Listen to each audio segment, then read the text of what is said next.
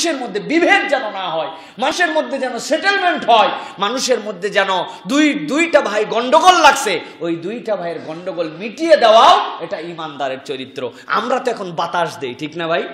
আমরা কিন্তু এখন বাতাস দেই। দুইজন গন্ডগোল লাগছে, বেটা কিসের মুখে মুখে হাত থাকতো, মুখে মুখে কিরে, দূর থেকে আপনি একটা বাতাস দিয়ে দিয়েছেন, ওরাও চিন্তা করছে তাই তো, তোর বাপ কি খাওয়াইছে আর আমার বাপ কি খাওয়াইছে, দেখি আয়, লেগে গেল মারামারি। আপনি দূর থেকে দেখতেছেন দারুণ, লাগা লাগা মার।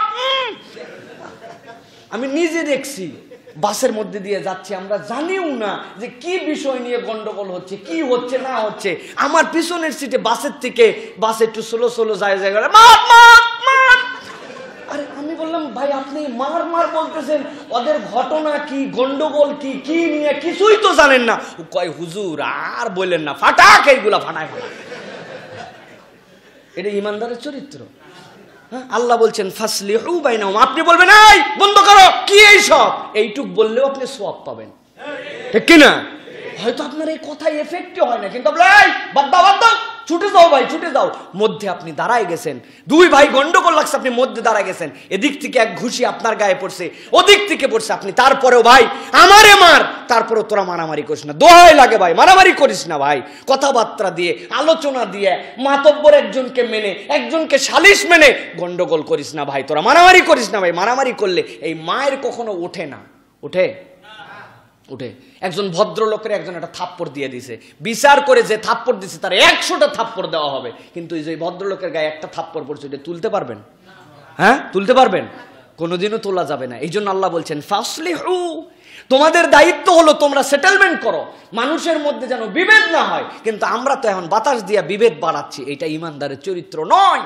এরকম আমরা করতে পারি না প্রিয় ভাইরা। আর ছোট ছোট বিষয় আমাদের মধ্যে রেষারেষি তৈরি হয়েছে এখন, ছোট্ট বিষয় পাওয়ার দেখানো, ঠিক না? কিছু হতে না হতে পাওয়ার দেখানো, একটু কথা কাটাকাটি, ফোন দিছে, আয় তোরা কই আছিস, আয়া পড়তো সব। এক ফোন পাইছি আমরা, আরে বাবা রে বাবা কি দাপট সবগুলোরে, উনার বন্ধু বান্ধব সান্ডা পান্ডা আছে ওইগুলোরে ডাকতেছে, ওরাও বলতেছে তোর কয়টা আছে আমার কয়টা আছে দেখি, তুইও আয়া পর।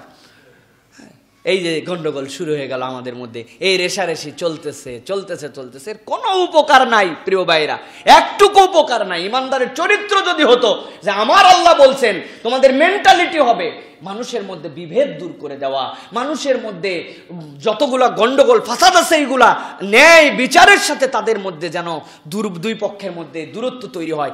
ইভেন এই ক্ষেত্রে মিথ্যা কথা বলাকেও শরীয়তে অ্যালাউ করছে, দুইজনের গন্ডগোল মিটানোর জন্য। আপনি বলছেন ভাই তুই তো বলতেছিস ওই হেভি তোর বিপক্ষে কথা বলছে, এ করছে করছে, আমি তো ভিন্ন কথা শুনলাম। যাওয়ার পরে বলছে আসলে আমার ভুল হয়েছিল, যে সম্মানিত মানুষ এরকম কথা বলাই উচিত হয় নাই, খুব আফসোস করতেছে, আর তোর জন্য বলতেছে হারে বড় ভাইয়ের সাথে এইরকম কাজ আমি করে ফেললাম। আসলে কিন্তু ও বলেনি, যাওয়ার পরে বলছিল বড় ভাই পাই আমি খালি ওরে জায়গা মতো। আপনি উল্টাটা কইছেন, ওর কাছেও যাই আবার বলছেন যাই তুই যে এরকম কথা বললি, এই কথা বলে উনি কিন্তু ঘাবড়ায় গেছে ভাই, তুই আর বাড়াবাড়ি করিস না, যা ঘাবড়ানো ঘাবড়াইছে তোর কথাবার্তা আমি বলার পরে দেখছি, তুই আর বাড়াবাড়ি করিস না। এও দেখলো এক কথা বলছে, ও এক কথা বলছে, দুইজনের মধ্যে গন্ডগোল মিটাই দিচ্ছেন। এই যে একটু পদ্ধতির আশ্রয় নিয়ে মিথ্যা বলেছেন, এইটাকে ইসলাম অ্যালাউ করেছে, তারপরে গন্ডগোলকে অ্যালাউ করে নাই। আর আমরা তো মিথ্যা কথা লাগায়া আর গন্ডগোল বাড়াই দেই দুই ভাইয়ের মধ্যে, ঠিক কি না প্রিয় ভাইরা? এটা কিন্তু মুসলিম ক্যারেক্টার নয়, এটা কোরআনের নির্দেশনা নয়। এখান থেকে আমাদেরকে বেঁচে থাকতে হবে। আল্লাহ রাব্বুল আমিন আমাদেরকে বুঝ দান করুক, বলেন আল্লাহুম্মা আমিন। এরপর আল্লাহ রাব্বুল আমিন বলছেন ওয়া আকসিতু, তোমরা ঠিকঠাক মতো বিচার করো। ওয়া আকসিতু, আল্লাহ বলছেন ফা ইন ফাত ফাসলিহু বাইনাহুমা বিল আদলি ওয়া আকসিতু, যদি তারা বুঝে ফেলে, যদি তারা দুইজন একজন আর আরেকজনের উপর থেকে যুদ্ধ বিগ্রহ সরায় নেয়, এখন তোমাদের দায়িত্ব কি? ওয়া আকসিতু, তোমরা ন্যায় বিচার করো। তোমাদের জন্য আল্লাহ রাব্বুল আমিন বললেন তোমাদের জাস্টিস করো, তোমরা কোনো পক্ষের প্রতি পক্ষাবলম্বন করো না। যদি তোমরা দুনিয়ার বুকে আল্লাহ রাব্বুল আমিনের কাছে কিয়ামতের দিনে আদালত পেতে চাও, তাহলে তোমার বিবেক অনুযায়ী যতদূর পর্যন্ত তোমার ক্ষমতা, ওই পর্যন্ত তুমি মানুষের সাথে সুবিচার করার চেষ্টা করো। কোন দলের পক্ষে কোন রকম ঘুষ খেয়ে, কোন রকম দলের সাথে প্রভাবিত হয়ে তোমাদেরকে যেন ন্যায় বিচার থেকে সরায় না দেয়।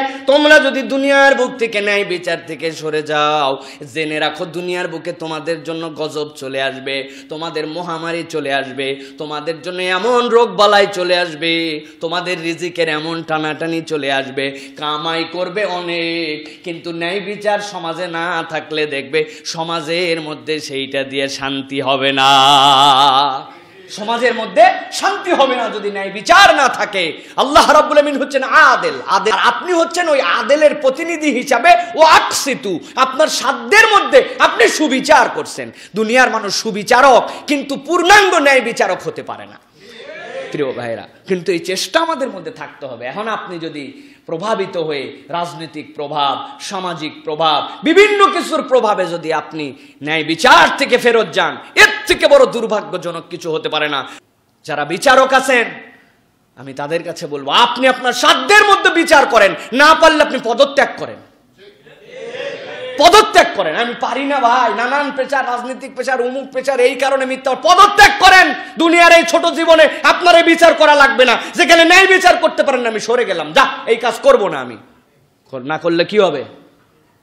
আমি ন্যায় বিচার করতে পারছি না, স্টেটমেন্ট দেন, দিয়ে আপনি সরে যান, কি হবে? আপনার কিছুই হবে না প্রিয় ভাইরা। কিন্তু তারপরেও যদি আপনার জ্ঞাতসারে আপনি অবিচার করেন, আল্লাহর কাছে ছাড় পাবেন না, ছাড় পাবেন না। আপনি যে লোক যা করে নেই তাই আপনি বলছেন, আপনি বিভিন্ন কারণে প্রভাবিত হয়ে মানুষকে আপনি জেনাকার বানাইছেন, মানুষকে আপনি মিথ্যাবাদী বানাইছেন, মানুষকে আপনি রাজনৈতিক রং দিছেন, আল্লাহর কাছে আপনাকে দাঁড়াতে হবে, কোনো মাফ নাই।